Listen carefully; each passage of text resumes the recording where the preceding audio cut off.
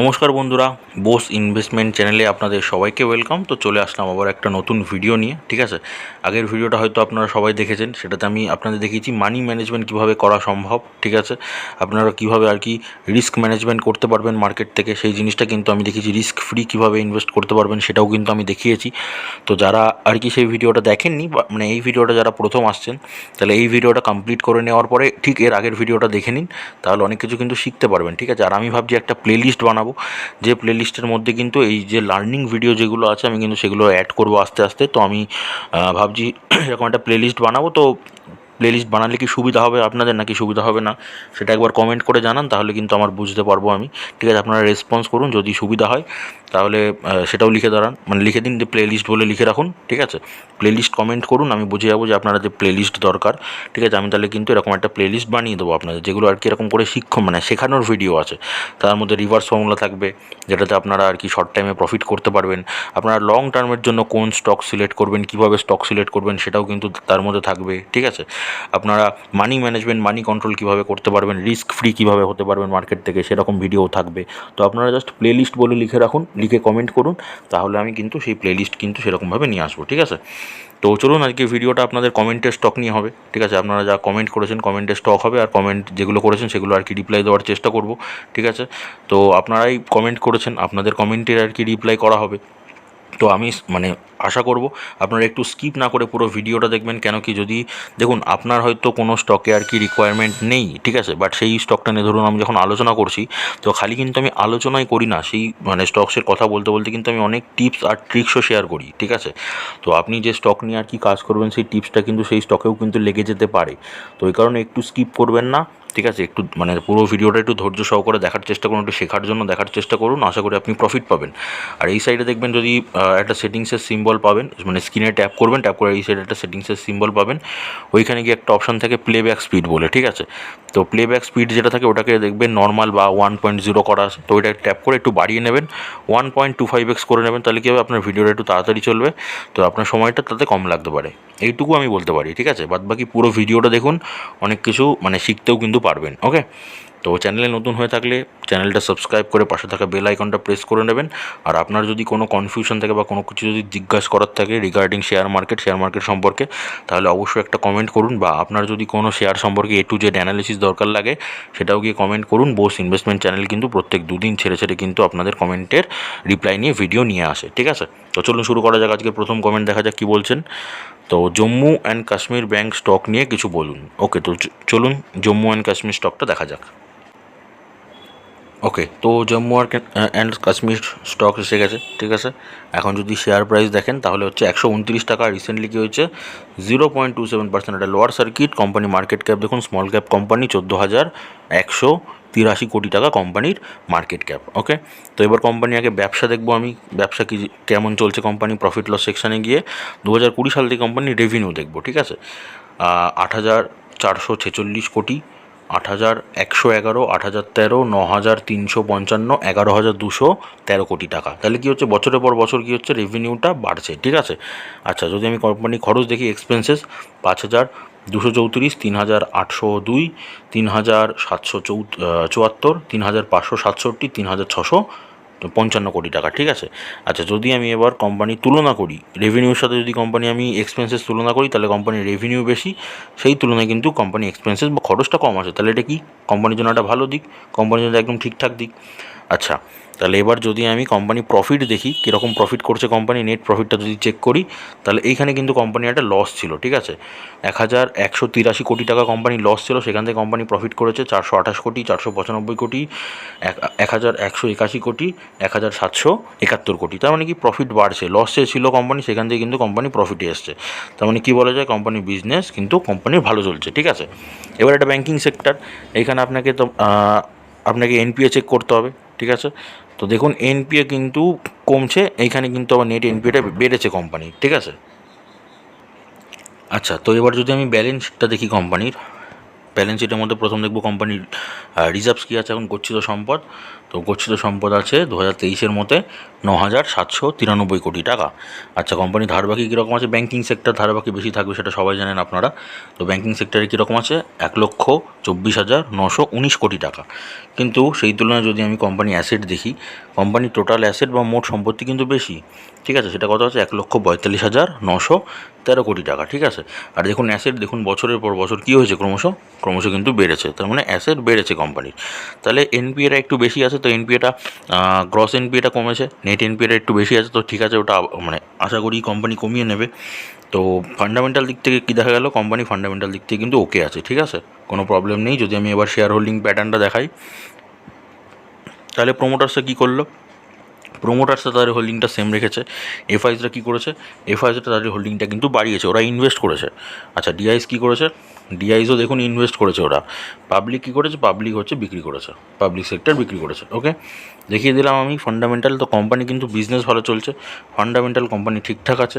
তো এবার চলুন আমি চার্ট প্যাটার্ন খুলছি, ঠিক আছে। আমি চার্ট প্যাটার্ন খুলে আমি বলার চেষ্টা করছি এটাতে আপনি কী করতে পারেন লং টার্মে নাকি শর্ট টার্মে, কী করবেন না করবেন, আমি চার্ট প্যাটার্ন খুলে দেখানোর চেষ্টা করছি। ওকে, তো এটা হচ্ছে জম্মু অ্যান্ড কাশ্মীর ব্যাংকের চার্ট প্যাটার্ন। আমি এখানে 1 মাসের চার্ট প্যাটার্ন খুলেছি। তো যদি আমি 6 মাসের চার্ট প্যাটার্ন খুলি, 6 মাসে দেখুন কোম্পানির রিটার্ন কত? ওই 17%-এর মতো কোম্পানি কিন্তু রিটার্ন দিয়েছে। আচ্ছা, যদি আমি আপনাকে 1 বছরের চার্ট প্যাটার্ন দেখাই, 1 বছরে দেখুন 134 মানে 135% মোটামুটি রিটার্ন আছে, ঠিক আছে। তো ওই শেয়ারটাতে আপনি যদি আমি এখান থেকে আর কি যদি রিটার্ন দেখি, এখান থেকে আর কি রিটার্নটা ছোটোটা দেখার চেষ্টা করি যদি, তো মোটামুটি 31.94 মানে ওই 32%-এর কাছে একটা আপনাকে রিটার্ন দিয়েছিল, ঠিক আছে। আচ্ছা, আমি যদি 5 বছরের রিটার্ন দেখি, কোম্পানি 5 বছরে 116% রিটার্ন আছে, ঠিক আছে। 116.9 117% রিটার্ন আছে। আর ম্যাক্সিমাম কিন্তু 6,345% কিন্তু কোম্পানি রিটার্ন দিয়েছে।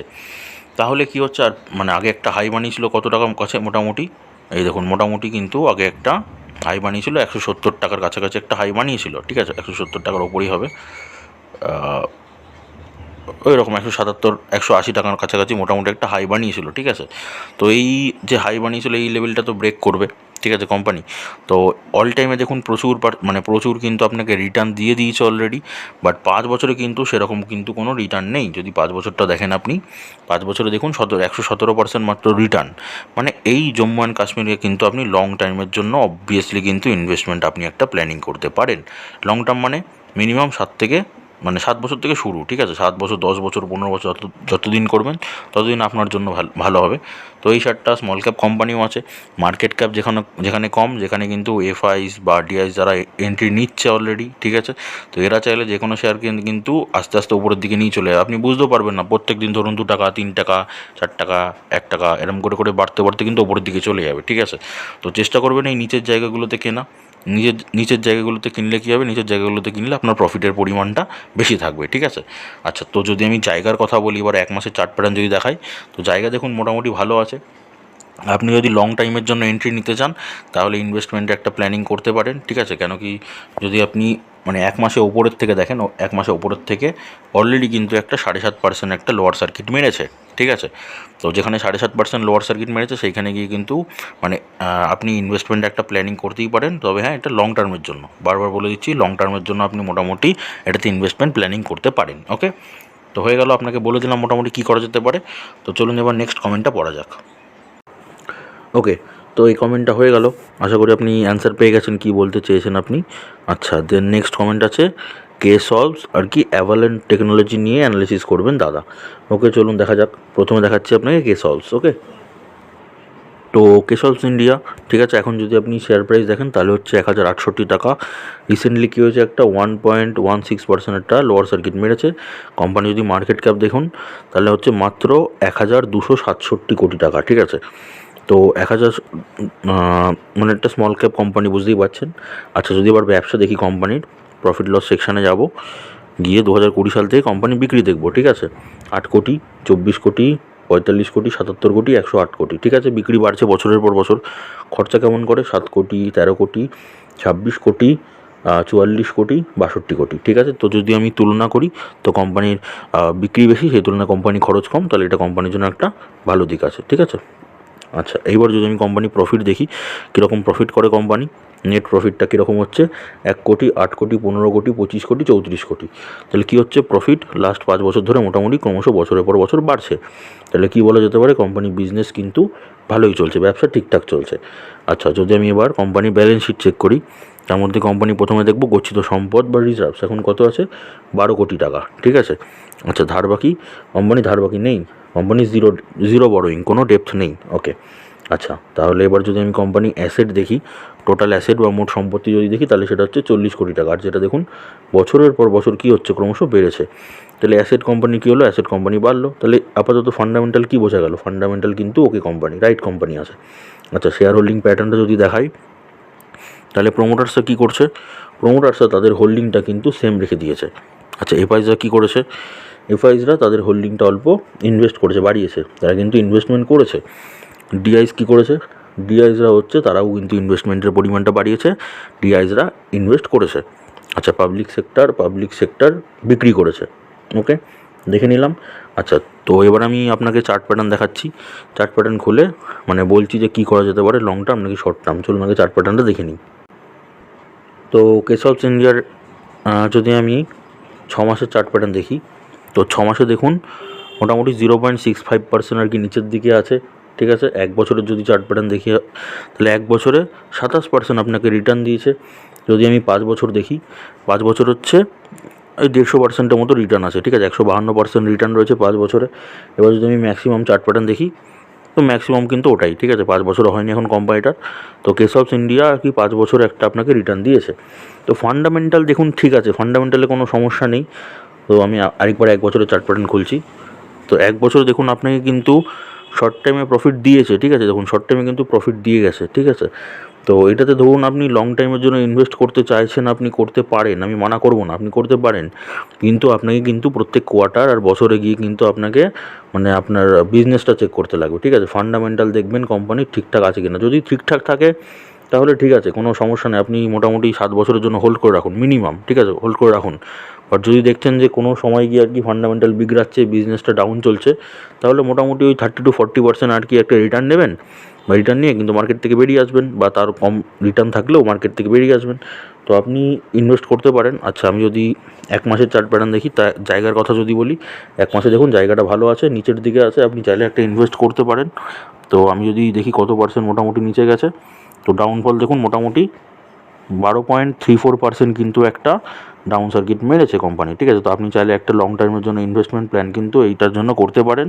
তবে আমি বারবার বলছি, আমি অ্যানালিসিস করে দিলাম, তো এখন অবধি কোম্পানি ব্যবসা ঠিকঠাক চলছে, বা ইন ফিউচার গিয়ে যখন দেখবেন যে বিজনেসে একটু সমস্যা চলছে, তখন কি আপনি অল্প একটা প্রফিট নিয়ে কিন্তু মার্কেট থেকে বেরিয়ে আসতে পারেন। কেন কি এখনও 5 বছরের বেশি হয়নি কোম্পানিটা মার্কেটে এসেছে, ঠিক আছে। তো ওই কারণে এখনও কনফার্ম কিছু আমি বলছি না। তো আপনি লং টার্মে কিন্তু তবু আমি বলে দিচ্ছি ইনভেস্ট করতে পারেন, ঠিক আছে। তো কীভাবে করতে পারেন না পারেন সেটাও আমি বলে দিলাম। বাট আপনার যদি তবু ভয় লাগে, কেন কি কোম্পানি ফান্ডামেন্টাল যখন ঠিক আছে, সেটা নিয়ে কোনো টেনশনের কারণ নেই, ফান্ডামেন্টাল রাইট আছে, ঠিক আছে। তো যদি তবু ভয় লাগে, তাহলে রিভার্স ফর্মুলা অ্যাপ্লাই করে নেবেন, শর্ট টাইমে প্রফিট করে বেরিয়ে আসতে পারবেন মার্কেট থেকে, ঠিক আছে। তো বলে দিলাম মোটামুটি সব রকম কিছু। আপনার নেক্সট যে আর কি কমেন্টে শেয়ারটা ছিল অ্যাভলন টেকনোলজি সম্ভবত, তো আমি ওটা দেখিয়ে দিচ্ছি। তো অ্যাভলন টেকনোলজি আর কি দেখে নেবো, ঠিক আছে। শেয়ারটাকে অ্যানালিসিস করা যাক। প্রথমে ফান্ডামেন্টাল দেখবো কেমন আছে। এখন দাম দেখুন 487 টাকা, রিসেন্টলি কি হচ্ছে 0.40% একটা আপার সার্কিট মেরেছে। মার্কেট ক্যাপ 3201 কোটি টাকা কোম্পানির মার্কেট ক্যাপ, ওকে। আচ্ছা, তো এবার ব্যবসা দেখি কোম্পানি। প্রফিট লস সেকশানে আসলাম, এখানে গিয়ে বিক্রি দেখবো কোম্পানি 2020 সাল থেকে 642, 690, 841, 945, 867 কোটি টাকা, ঠিক আছে। তো কোম্পানির বিক্রি বাড়ছে কমছে, কিন্তু বিক্রি হচ্ছে কোম্পানি, তো বিজনেস ঠিকঠাক চলছে বলা যায়। আচ্ছা, যদি আমি খরচ দেখি, 577, 624, 743, 832, 805 কোটি টাকা। তো তুলনা করলে কোম্পানির বিক্রি বেশি, সেই তুলনা কোম্পানি খরচ কম, তো ঠিক আছে ব্যাপারটা। আচ্ছা, কোম্পানি এবার প্রফিট দেখবো, কীরকম প্রফিট করছে কোম্পানি। তো প্রফিট যদি দেখি, তাহলে সেটা হচ্ছে 12 কোটি, 23 কোটি, 67 কোটি, 52 কোটি, 28 কোটি, ঠিক আছে। তো এখান থেকে দেখুন গত লাস্ট 2 বছরে কিন্তু প্রফিটটা কমেছে, ঠিক আছে। প্রফিটটা ডাউন হচ্ছে, প্রফিটটা যে লস করছে না, কিন্তু কোম্পানি প্রফিটটা ডাউন হচ্ছে। তো বিজনেস কোম্পানি চলছে, ভালো চলছে বলা যায় না, কেন কি যেহেতু প্রফিট বাড়ছে না, প্রফিটটা কমেছে। তো বিজনেস ভালো চলছে বলা যায় না, কিন্তু বিজনেস চলছে এটা বলা যায়, ঠিক আছে। আচ্ছা, তো কোম্পানি ভবিষ্যৎ যদি দেখি আমি, কোম্পানির কাছে গচ্ছিত সম্পদ কত আছে? 534 কোটি টাকা কোম্পানির কাছে রিজার্ভস বা গচ্ছিত সম্পদ আছে।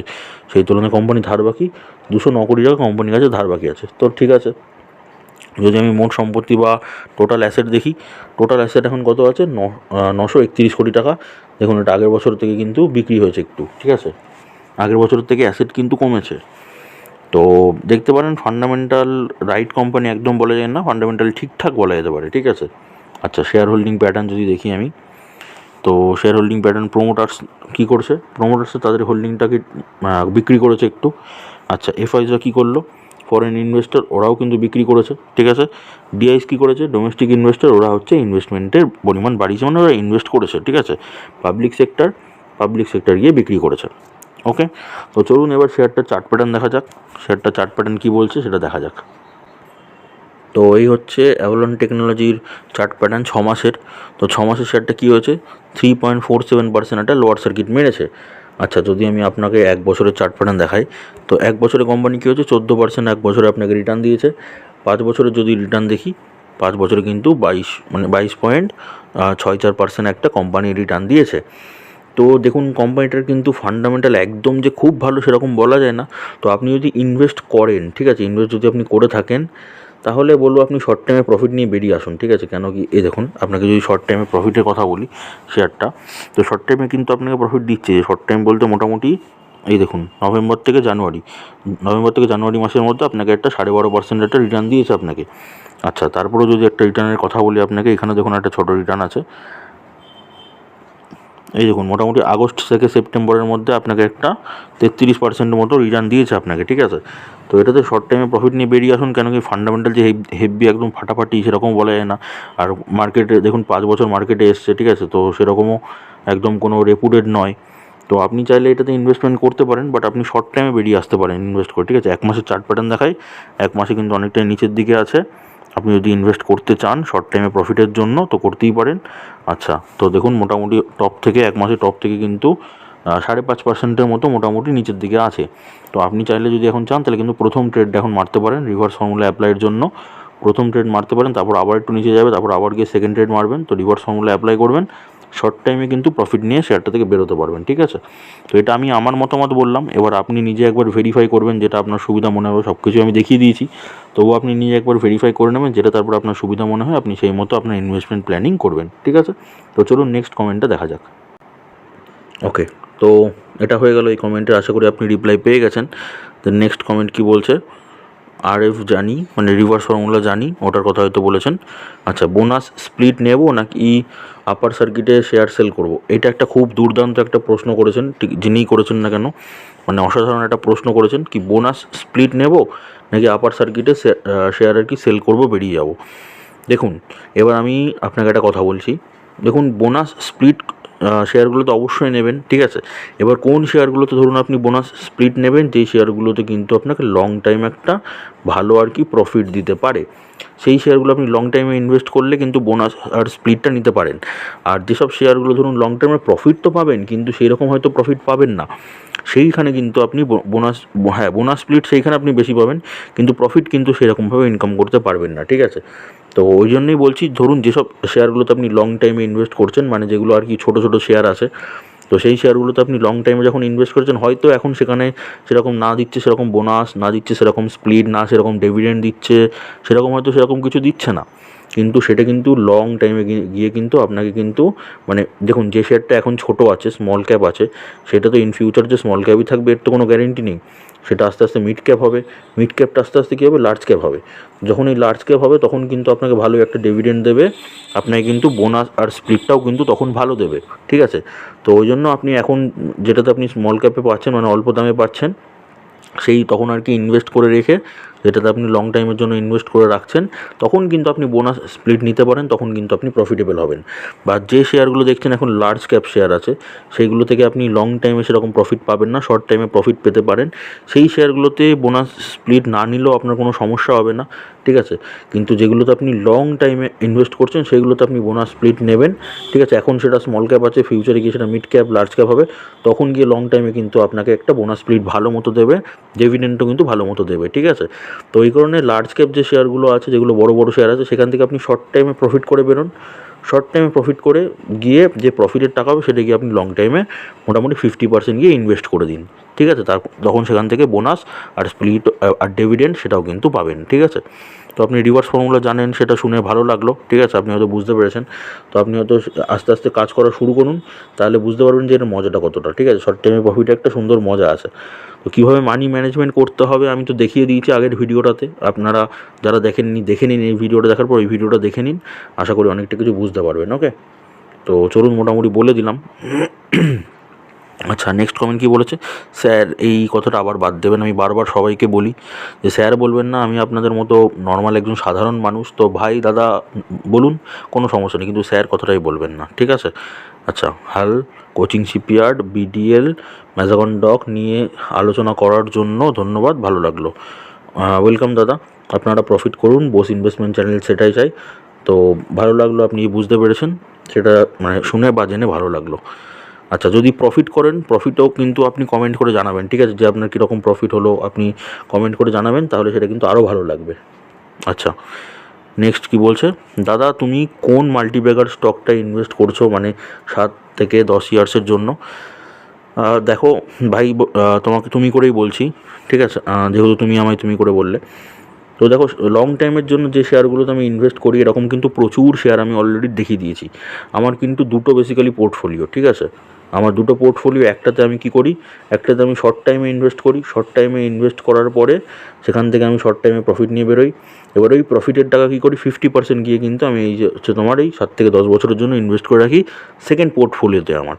তো এরকম 7 থেকে 10 বছরের মধ্যে আমার অনেক কটা আর কি শেয়ারে অলরেডি ইনভেস্ট করা আছে, ঠিক আছে। আমি তার মধ্যে ধরো আমার বিসিজিতে ইনভেস্ট আছে, ঠিক আছে, যেটা এখন মানে সব থেকে চরম আর কি বিপদের মুখে আছে, জেড ক্যাটাগরিতে চলে গেছে অলরেডি, মানে 6 মাসে একবার করে আমি ট্রেডিং করতে পারবো, ঠিক আছে, সেরকম ক্যাটাগরিতে। এবার 11ই জুনের পরে যদি, মানে 11ই জুনের মধ্যে যদি আর কি কোম্পানি আর কি তার সবগুলো রেজাল্ট ক্লিয়ার করে, তাহলে সেইটা আবার ভালোর দিকে চলে যাবে, কোনো সমস্যা নেই।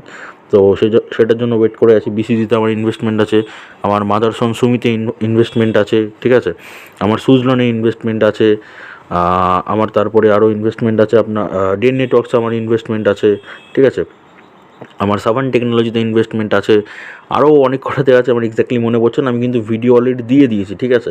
তো ভিডিওটা তুমি একটু দেখে নাও, ঠিক আছে। অনেক কটা মাল্টিব্যাগার স্টক আছে যেগুলোতে তুমি ইনভেস্ট করে, দেখো খালি ইনভেস্ট করে ফেলে রাখলে তো হবে না, তার কিন্তু ফান্ডামেন্টালও চেক করতে হবে তোমাকে, কিন্তু প্রত্যেক কোয়ার্টারলি বা বছরে বছরে কিন্তু তার বিজনেসটাও কিন্তু দেখা লাগবে, ঠিক আছে। যদি দেখছো বিজনেসটা একটু প্রবলেম হচ্ছে, তখন সেই শেয়ারটা থেকে বেরিয়ে আসবে, ঠিক আছে, একটু প্রফিট নেবে, লসে বেরোবে না, একটু প্রফিট নিয়ে বেরিয়ে আসবে, এরকমই। তো আমি মোটামুটি বলে দিলাম, আরও আমার ভিডিও আছে, আমি দেখো লিঙ্কও দিয়ে দিচ্ছি ডেসক্রিপশানে, ওইখান থেকেও তুমি দেখে নিতে পারো মাল্টিব্যাগারের জন্য, মানে লং টাইমের জন্য কোন কোন স্টক আর কি তুমি সিলেক্ট করতে পারো, ঠিক আছে, দেখে নাও।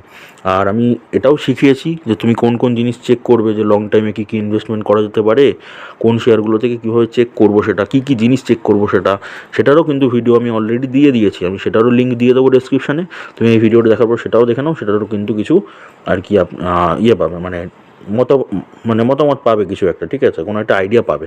ওকে, চলো নেক্সট কমেন্টটা দেখা যাক কী বলছে। J&K ব্যাঙ্ক নিয়ে একটু ডিসকাস করলে ভালো হয়, করে দিলাম দাদা, আপনি তো দেখে নিলেন, আপনি আগেই কমেন্ট করেছিলেন, আপনার কমেন্টে প্রথমে আমি রিপ্লাই করলাম, দেখিয়ে দিয়েছি। ওকে, দেন তারপর কী বলছে, দাদা গ্রো অ্যাপ স্টক কিনলে মানে বাই করলে কত চার্জেস পড়ে, আর সেল করলে কত টাকা কাটে, জানালে উপকৃত হব। দেখুন দাদা, আমি গ্রো অ্যাপের সাথে আমি কাজ করি না, আমার অ্যাকচুয়ালি ব্রোকার আছে, যে ধানে আমার আর কি ব্রোকার অ্যাকাউন্ট আছে, ধানের লিঙ্ক আমি ডেসক্রিপশানে দিয়ে দেবো, ঠিক আছে, সেখান থেকেও আপনি একটা ব্রোকার খুলতে পারেন। তো আমার যতদূর সম্ভব মানে কোনো ব্রোকারের চার্জ কিছু হয়তো নেয় না, যদি আপনি পুরো আর কি ইনভেস্টমেন্টের ওপরে কাজ করেন, মানে ডেলিভারির ওপরে কাজ করেন, ঠিক আছে, ইন্টারডেটে হয়তো টাকা কাটে, বাট মানে আপনার ডেলিভারিতে বা ইনভেস্টমেন্টের উপরে কাজ করলে কিন্তু সেরকম কোনো চার্জেস কাটে না, ঠিক আছে। এবার দেখুন, যেগুলো সরকারি চার্জেস কাটে সেগুলো তো আপনাকে দিতেই হবে না, যেমন সিকিউরিটি ট্যাক্স থাকে কিছু। সিকিউরিটি ট্যাক্স মানে হচ্ছে এটা মানে সিকিউরিটি পারপাস, এটা যখন বাই করবেন তখন আপনার 0.1% ট্যাক্স দিতে হয়, যখন সেল করবেন তখন আপনাকে 0.1% ট্যাক্স দিতে হয়। তারপরে আপনার এক্সচেঞ্জ ট্যাক্স থাকে, ঠিক আছে, সেটা বিএসসিকে এনএসিকে দিতে হয়, ঠিক আছে, যেখান থেকে আপনি কিনবেন সেখানে ট্যাক্স দিতে হবে। স্ট্যাম্প ডিউটি থাকে আপনার 0.015% মতো সম্ভবত আপনার স্ট্যাম্প ডিউটি থাকে। ডিপি চার্জেস থাকে, ঠিক আছে, প্রত্যেকটা কোম্পানির প্রতি আমার যতদূর ধারণা যে গ্রো অ্যাপে আর কি ডিপি চার্জেস প্রত্যেকটা কোম্পানির প্রতি সম্ভবত 13 টাকা 50 পয়সা সম্ভবত, প্রত্যেকটা কোম্পানির প্রতি, ঠিক আছে। এই ডিপি চার্জ কিন্তু আপনার বিক্রি করার সময় মানে সেলস করার সময় লাগে, ঠিক আছে। বাই করার সময় খালি এক জায়গাতে লাগে, সেটা হচ্ছে সিকিউরিটি ট্যাক্স, মানে আপনার যে শেয়ারটা আপনি কিনছেন সেটা তো একটা সিকিউরিটি থাকে, ঠিক আছে, তার তো একটা সিকিউরিটি দরকার। তো সেই সিকিউরিটির জন্য কিন্তু একটা ট্যাক্স কাটে, যেটা আপনি কিনবেন যখন তখনও কাটবে, যখন আপনি সেল করবেন তখনও কাটবে। সেটা বেশি না, সেটা 0.1% টাকা আর কি কাটে, ঠিক আছে, বেশি টাকা সেটার জন্য কাটে না। তো সেসব নিয়ে চিন্তার কোনো কারণ নেই। গ্রো আর কি ব্রোকারেজ ফ্রি আছে সম্ভবত, আমি যতদূর জানি। তবু আপনি ইউটিউবে দেখে নিতে পারেন, অনেক ভিডিওও পাবেন সেগুলো থেকে, আপনি দেখেও নিতে পারেন, ঠিক আছে। তো চলুন বলে দিলাম। তারপরে বলছেন কি জম্মু অ্যান্ড কাশ্মীর নিয়ে একটু ডিসকাস করলে, দাদা করে দিলাম, আপনার কমেন্টটি আমি করে দিয়েছি। আরটিএন পাওয়ার সম্ভবত আপনি রতন পাওয়ারের কথা বলছেন, তাই তো? তো রতন পাওয়ার চলুন শেয়ারটা দেখা যাক, পুরো একদম A to Z অ্যানালিসিস করা যাক, ঠিক আছে। ওকে, তো রতন পাওয়ার যদি আমি এখন দাম দেখি তাহলে সেটা হচ্ছে 17 টাকা 60 পয়সা হচ্ছে দাম আছে। কোম্পানি রিসেন্টলি কী হচ্ছে 6.27% কোম্পানি আপার সার্কিট মেরেছে। আচ্ছা, মার্কেট ক্যাপ 9,473 কোটি টাকা কোম্পানি হচ্ছে মার্কেট ক্যাপ। আচ্ছা, এবার কোম্পানি ব্যবসা দেখব, কোম্পানি কীরকম ব্যবসা করছে। বিক্রি করছে 2020 সাল থেকে কেমন 1,774, 1,560, 3,260, 3,231, 3,364 কোটি টাকা। তার মানে গত বছরের থেকে আগে এই বছরে একটুখানি বেড়েছে, কিন্তু বারে কমে কোম্পানি বিক্রি এরকমই চলে। আচ্ছা, যদি খরচ দেখি কোম্পানি 1,266, 920, 2,457, 2,493, 2,718। তবে একটা ভালো জিনিস কি, কোম্পানি বিক্রি বেশি, সেই জন্য কোম্পানি খরচাটা কম, তাহলে কোম্পানির জন্য এটা একটা ভালোই দিক। আচ্ছা, এইবার যদি আমি কোম্পানি প্রফিট দেখি, কীরকম প্রফিট করছে কোম্পানি, তাহলে সেটা হচ্ছে দেখুন, এখানে হচ্ছে 165 কোটি লাভ হয়েছিল, এইখানে গিয়ে আবার লস করেছে, এখানে গিয়ে লস বেড়ে গেছে, এখানে গিয়ে লস হচ্ছে একটু কমেছে, এইখানে আবার কিন্তু প্রফিট করেছে, ঠিক আছে। তো পাওয়ার সেক্টর, ঠিক আছে, তো বাড়ে কমে ঠিক আছে, কিন্তু দেখুন মানে 3টে বছর কিন্তু লসে চলছিল কোম্পানি, ঠিক আছে। লাস্ট বছরে আর কি মানে 2024 আর কি প্রফিট করেছে 8,897 কোটি টাকা প্রফিট করেছে, কিন্তু তার আগের বছরগুলো গিয়ে কিন্তু দেখুন লসই হয়ে গেছে। আর এটা খালি এক বছরের কথা না, তার আগেও দেখুন কিন্তু loss loss loss loss loss, খালি লসই হয়ে গেছে কোম্পানি, ঠিক আছে। তো আমার মতে, আচ্ছা পরে বলছি মতামত, আগে ব্যালেন্স শিটটা চেক করি। রিজার্ভস কী আছে কোম্পানির? রিজার্ভস নেই কোম্পানির, রিজার্ভ শেষ। উল্টে আরও কোম্পানির কাছে 1,006 কোটি মানে 6 কোটি টাকা আর কি রিজার্ভস মাইনাস হয়ে গেছে, ঠিক আছে। ধার বাকি দেখুন 3,562 কোটি টাকা কিন্তু কোম্পানি ধার বাকি আছে। আচ্ছা, টোটাল অ্যাসেট বা মোট সম্পত্তি কিন্তু কোম্পানি বিক্রি করেছে, ঠিক আছে, এখন আছে 9,566 কোটি টাকা, আগে ছিল 17,372 কোটি টাকা। তার মানে কি অ্যাসেটও বিক্রি হচ্ছে। তো দেখুন, এত কিছু দেখার পরে কী দেখা গেল, ফান্ডামেন্টাল কিন্তু কোম্পানি দাদা খুব একটা ভালো না, ঠিক আছে, কোম্পানি মানে ফান্ডামেন্টাল খুব একটা ভালো না। আচ্ছা, শেয়ার হোল্ডিং প্যাটার্ন যদি দেখি, প্রোমোটার্স কী করছে, প্রোমোটার্স তাদের হোল্ডিংটা সেফ রেখেছে। এফআইস কী করছে, এফআইস তাদের হোল্ডিংটা বাড়িয়েছে। ডিআইস কী করছে, ডিআইস তাদের হোল্ডিংটা কিন্তু বিক্রি করেছে, সেল করেছে। পাবলিক কী করেছে, পাবলিক গিয়ে কিন্তু সেল করেছে, ঠিক আছে। এবার আপনি বলতে পারেন এফআইসরা ইনভেস্ট করেছে, তাহলে শেয়ারটা খারাপ হয় কী করে, ফান্ডামেন্টাল, এগুলোই তো দাদা ট্র্যাপ, ঠিক আছে। এবার দেখুন শেয়ারটাতে কিন্তু আপার সার্কিট মেরেছে, এবার যখন দেখবে এফআইসরা ইনভেস্ট করছে, ঠিক আছে, শেয়ারটা আপার সার্কিট মারছে, তাহলে কী করবে, এবার কোম্পানি বিজনেস ভালো থাকলে কোনো সমস্যা ছিল না, যেহেতু বিজনেস খুব একটা ভালো নেই, এবার এখানে কী করবে, এখানে হচ্ছে রিটেলার ইনভেস্টররা কিন্তু ইনভেস্ট করবে, ঠিক আছে, এন্ট্রি নেবে ওরা। এবার কী করবে, যখন আর কি টাকা মারার সময় আসবে, এফআইডিএস হয়তো আরেকটু তুলে গিয়ে ধপ করে আবার ফেলে দেবে, ঠিক আছে। তখন কী করবেন, ওই যে আপনাদের তো মানে স্টপ লস অনেক কিছু লাগানো থাকে, এবার আমি সেটা ওসব দেখাই না আমি, ঠিক আছে, বাট অনেকে কী করবে, এরকম ধরুন নিচের দিকে নামতে থাকবে, তখন গিয়ে সব জায়গায় কেউ সেল করবে, এখানে গিয়ে কেউ সেল করবে, এখানে কী করবে, এফআইসরা ডিআইসরা কিন্তু এখান থেকে প্রফিট নিয়ে নেবে, ঠিক আছে, এসব জায়গায় প্রফিট নিয়ে নেবে আর বেশি জায়গায় বিক্রি করবে, ব্যাস এইভাবেই কিন্তু মার্কেট থেকে ওরা বেরোবে, ঠিক আছে। তো এরকম কিন্তু ট্র্যাপ ক্রিয়েট করে ওরা। কোম্পানির ব্যবসা ভালো থাকলে বললাম তো কোনো সমস্যা ছিল না, এফআই যদি মালও সেল করতো তাও আপনি ইনভেস্ট করতে পারতেন, কোনো ব্যাপার ছিল না। কিন্তু যেহেতু ব্যবসা খুব একটা ভালো নেই, তো আপনি কিন্তু এটাতে লং টার্ম বলুন শর্ট টার্ম বলুন, আমি চার্ট প্যাটার্নে যাচ্ছি না, ঠিক আছে। কেন যাচ্ছি না, কেন কি কোম্পানির বিজনেস ভালো নেই। এবার আমি সবসময় কী করি, রাইট কোম্পানি নিয়ে কাজ করি। যে কোম্পানি রাইট সেই কোম্পানিতে আমি সবসময় কাজ করার চেষ্টা করি। যখন কোম্পানি রাইট না, আর বেকার সব কিছু অ্যানালিসিস করে তো লাভ নেই। তো রাইট কোম্পানিতে কাজ করুন দাদা। রতন পাওয়ার শেয়ারটা কিন্তু খুব একটা ভালো না, কেন কি ব্যবসা খুব একটা ভালো চলছে না, ঠিক আছে। গত মানে 4 বছর ধরে কিন্তু কোম্পানি লস করছিল, এবছরই খালি একটু লাভ হয়েছে। কোম্পানির রিজার্ভস নেই কোনো, ঠিক আছে, উল্টে বড়োইং আছে, তারপরে অ্যাসেট বিক্রি করেছে কোম্পানি। তো কী করে আপনি বলবেন যে কোম্পানি ব্যবসা ভালো চলছে? রাইট কোম্পানি না কোনো মতেই। তো যখন রাইট কোম্পানি না, তো সেখানে আমি কিন্তু ইনভেস্ট করি না, ঠিক আছে। এবার আপনিও মানে আপনাকেও আমি মানা করবো, কেন কি আপনি একজন মেম্বার বোস ইনভেস্টমেন্টের, ঠিক আছে। তো আপনি যদি কোনো রকমভাবে বিপদে পড়েন, সেখান থেকে বাঁচানোর দায়িত্ব অবশ্যই আমার। তো এই কারণে আপনাকে আমি বলে দিচ্ছি, যদি ইনভেস্টমেন্ট করে থাকেন তাহলে অল্প কিছু একটু মোটামুটি প্রফিট নিয়ে বেরিয়ে যান কিন্তু শেয়ারটা থেকে, ঠিক আছে। আর যদি ইনভেস্টমেন্ট করতে চান তাহলে এটা থেকে দূরে থাকাই ভালো। ওকে, বলে দিলাম মোটামুটি আমার মতামত। এবার আপনি নিজে আর কি বিবেচনা করুন, যেটা সুবিধা হবে সেটা কিন্তু করবেন আপনি। তো দেখিয়ে দিলাম, আমি সব কিছুই বলে দিলাম আপনাকে। তো এই ছিল আজকে কমেন্টগুলো শেষ হয়ে গেছে, দেখিয়ে দিলাম মোটামুটি সব কমেন্টে রিপ্লাই করে দিলাম। আর সব স্টকসেরও আর কি একটু যেটা অ্যানালিসিসও করে দিলাম, সবই কমপ্লিট হয়ে গেছে। তো এই ছিল আজকের ভিডিও, ঠিক আছে। এবার যদি আপনাদের কোনো কমেন্ট থাকে বা কিছু যদি বলার থাকে বা কোনো শেয়ার সম্পর্কে একটু যেটা এইভাবে অ্যানালিসিস দরকার লাগে, অবশ্যই গিয়ে কমেন্ট করবেন। বোস ইনভেস্টমেন্ট চ্যানেল প্রত্যেক দুদিন ছেড়ে কিন্তু আপনাদের সেই কমেন্টে রিপ্লাই নিয়ে ভিডিও নিয়ে আসে, ঠিক আছে। তো চ্যানেলে নতুন হয়ে থাকলে চ্যানেলটাকে সাবস্ক্রাইব করুন, পাশে থাকা বেল আইকনটা প্রেস করুন। আর যারা অলরেডি করে রেখেছেন তারা তো বেনিফিট পাচ্ছেনই, তাদেরকে অসংখ্য ধন্যবাদ।